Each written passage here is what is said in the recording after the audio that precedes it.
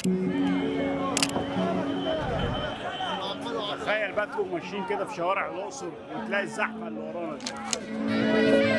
تحتيه تراث مصر أصيل بيرجع تاريخه لمصر القديمة، تحديدا 2500 سنة قبل الميلاد. تعال احكي لكم قصته واخدكم معايا في جزء من رحلتي لصعيد مصر. بس قبل ما نبدأ ما تنسوش تعملوا لايك وشير، ويلا نبدأ مغامرة النهاردة.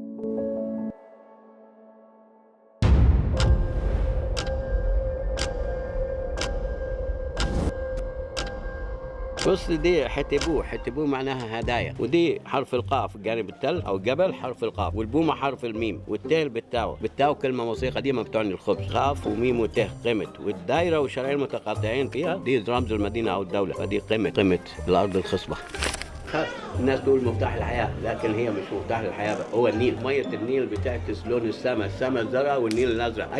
لو حتى الملك ماسك مجموعة من علامة الحياة دي تلاقيها كلها باللون الأزرق، لأنه النيل بيعكس لون السماء الزرقاء. أوكي.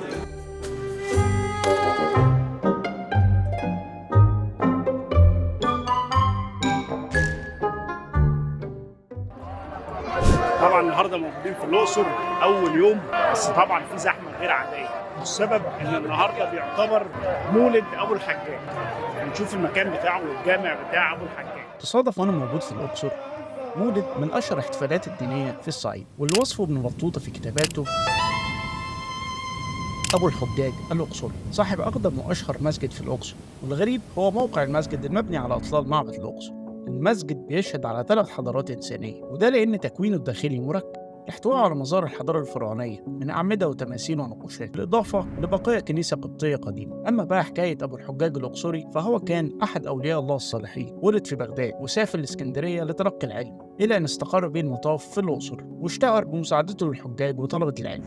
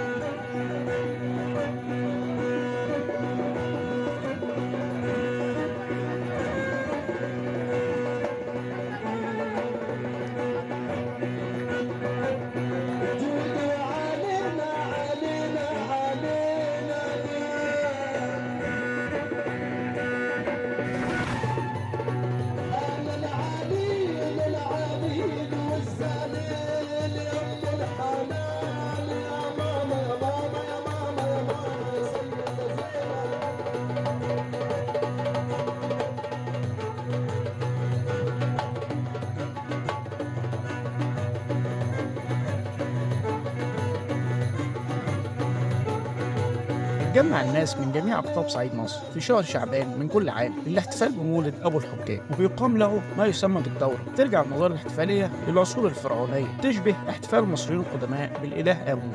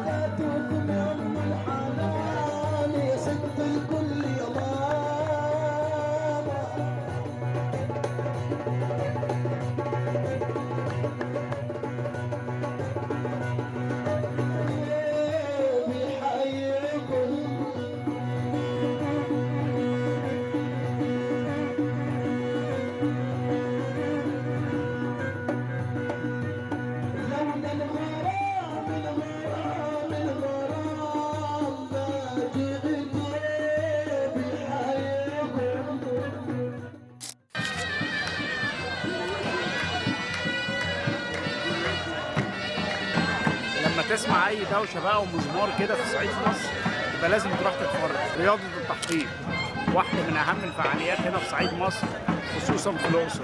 الناس بتخرج لساحة المسجد لإقامة الشعائر الدينية وحلقات الذكر وفن التحطيب. التحطيب في الأساس كان بيعتبر أحد الفنون القتالية باستخدام العصا، أما دلوقتي فبيعتبر نوع من أنواع الفنون الشعبية الاستعراضية.